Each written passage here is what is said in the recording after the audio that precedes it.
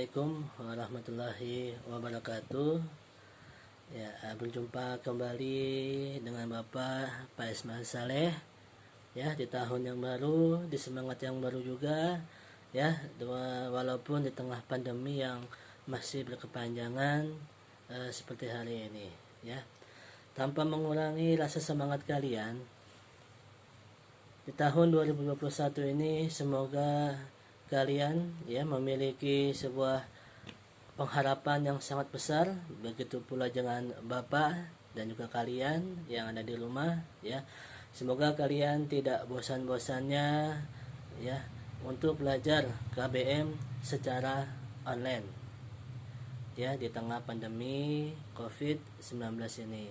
Ya, mari kita berdoa supaya pandemi yang ada di negara kita dan di seluruh negara di dunia semoga berakhir ya dengan cepat, biar kalian nanti bisa merasakan sekolah kembali walaupun di akhir-akhir masuk nanti ketika sudah boleh masuk sekolah ya.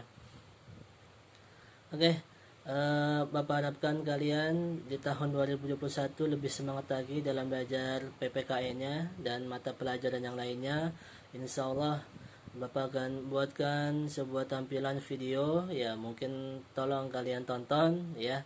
Walaupun ketika di semester pertama ya Bapak hanya membuat video ala kadarnya ya, karena ya biar nggak ribet lah bikinnya ya. Soalnya kalau kalian aja bikin video tugas akhir PKN aja baru selesai, ada yang 2 minggu, ada yang 3 minggu, ada yang 2 bulan ya, atau yang sampai dengan sekarang belum dikumpulkan ya, segera dikumpulkan ya yang belum mengumpulkan tugasnya ya. Jadi tunggu, soalnya nanti akan berpengaruh kepada nilai kalian ya.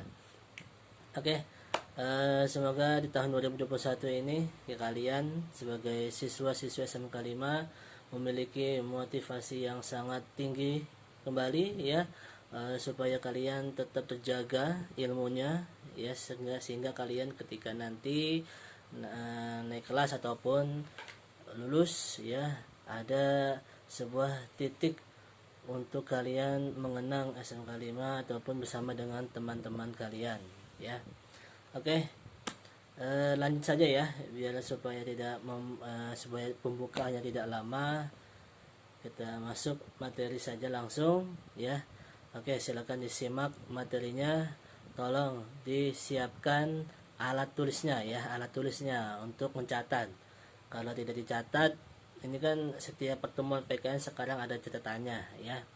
Jadi nanti ketika di akhir bulan, setiap bulannya ya pasti Bapak akan menagih untuk menagih tugas kalian, yaitu mencatat ya. Sebagai apa? Sebagai tanggung jawab kalian, sudah sebagai tanda bukti kalian sudah menyimak ataupun mengikuti KPM PPKN secara daring ini ya. Oke, materi bab pertama dalam semester 2 kelas 11 ya. Kita akan memecah materi yang mengenai peran Indonesia dalam ikut serta dalam perdamaian dunia ya.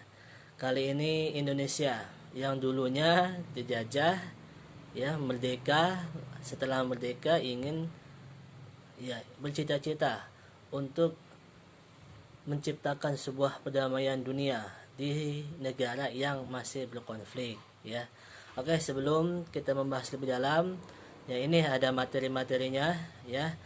Ada peran Indonesia, lalu ada landasan hukumnya, lalu ada contoh-contohnya, dan ada hubungan internasional ya, ada politik luar negeri Indonesia juga. Oke, yang kita akan bahas adalah video poin pertama dan poin yang kedua.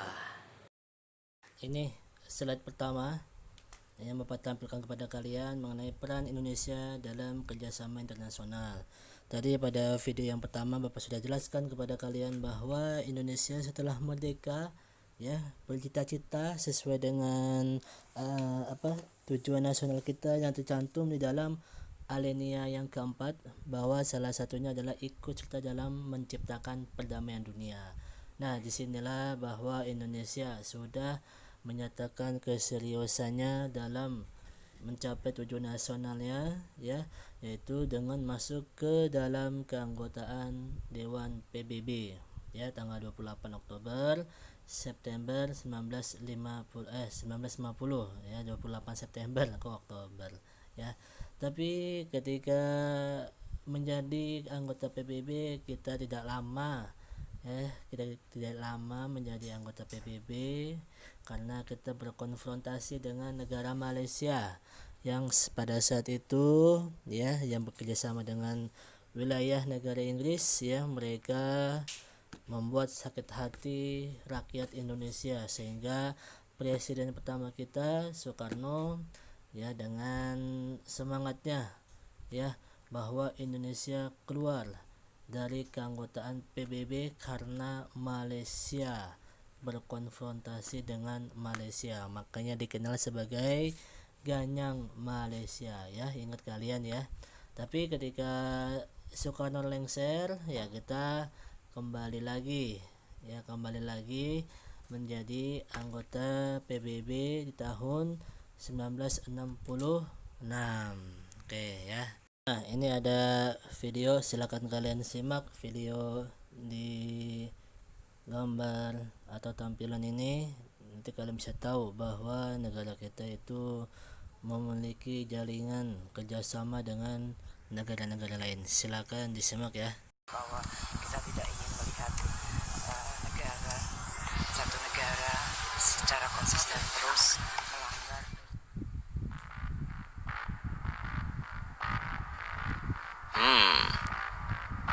Menurut kalian, apakah Indonesia berperan dalam menciptakan perdamaian dunia? Imperialism. I detest colonialism and I fear the consequences of their last bitter struggle for life. We are determined that our nations and the world as a whole shall not be the plaything of one small corner of the world. Sebagai negara yang berlandaskan hukum Negara Kesatuan Republik Indonesia (NKRI), ikut berperan dalam menciptakan perdamaian dunia. Dikutip dari situs resmi Kementerian Pendidikan dan Kebudayaan Republik Indonesia, peran serta Indonesia dalam perdamaian dunia adalah amanat pembukaan Undang-Undang Dasar Negara Republik Indonesia tahun 1945 alinea keempat, yaitu dalam rangka mewujudkan perdamaian dunia yang berdasarkan kemerdekaan, perdamaian abadi, dan keadilan sosial. Peran Indonesia dalam menciptakan perdamaian dunia dilakukan dalam dua cara, yaitu melalui hubungan internasional dan organisasi internasional. Mari kita bahas Indonesia dalam hubungan internasional. Berdasarkan Undang-Undang Nomor 37 Tahun 1999 telah dijelaskan pengertian mengenai hubungan internasional. Hubungan internasional adalah kegiatan yang menyangkut aspek regional dan internasional yang dilakukan oleh pemerintah di tingkat pusat dan daerah, lembaga negara, badan usaha, organisasi politik, organisasi masyarakat, LSM, atau warga negara. Bagi bangsa Indonesia, hubungan internasional memiliki arti penting antara lain: pembentukan satu negara Republik Indonesia yang demokratis, pembentukan satu masyarakat yang adil dan makmur secara material maupun spiritual, pembentukan satu persahabatan yang baik antara Republik Indonesia dan semua negara di dunia, mempertahankan kemerdekaan bangsa dan menjaga keselamatan negara, memperoleh barang-barang yang diperlukan dari luar, meningkatkan perdamaian internasional, dan meningkatkan persaudaraan segala bangsa. Pola hubungan internasional yang dibangun bangsa Indonesia dapat dilihat dari kebijakan politik luar negeri Indonesia. Kebijakan politik luar negeri Indonesia menerapkan prinsip politik luar negeri yang bebas aktif dan diabdikan bagi kepentingan nasional. Bebas artinya bahwa bangsa Indonesia bebas menjalin hubungan dan kerjasama dengan bangsa manapun di dunia. Aktif artinya bahwa bangsa Indonesia selalu berusaha secara aktif dalam usaha menciptakan perdamaian dunia yang berdasarkan kemerdekaan, perdamaian, abadi, dan keadilan sosial. Sebagaimana diatur dalam alinea keempat pembukaan Undang-Undang Dasar 1945 dan Pasal 11 Undang-Undang 1945. Lalu, Indonesia dalam organisasi internasional.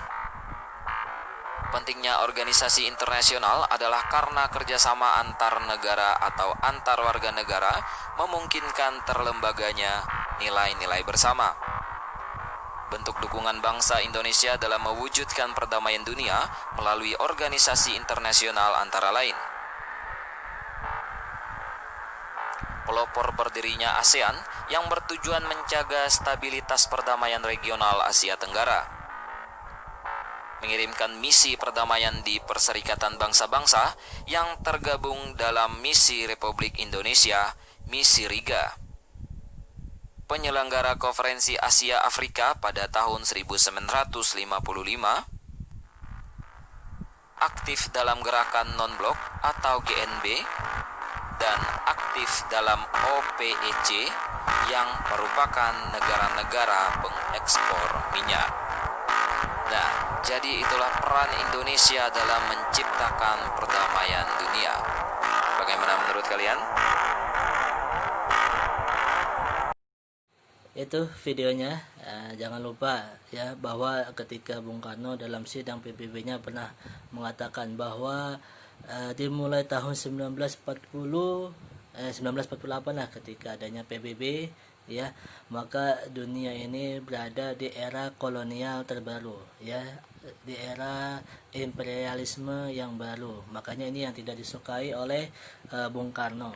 Makanya Bung Karno sangat ya kecewa sekali ataupun tidak menginginkan adanya aksi imperialisme yang modern yang seperti saat ini ya, karena Soekarno tahu bahwa bentuk penjajahan model baru ya seperti ini yang bisa kita rasakan, adanya monopoli, adanya persaingan yang tidak sehat ya, melalui kerjasama internasional ataupun yang lainnya ya. Itu yang Bung Karno tidak inginkan ataupun sudah mencium bahwa adanya kolonialisme gaya baru ya. Jadi kalian sudah melihat bahwa di video tadi sudah dijelaskan ya penjabaran alinea keempat tentang tujuan negara yang merupakan landasan hukum ya untuk perdamaian dunia yang dilakukan oleh negara Indonesia. Oke ya.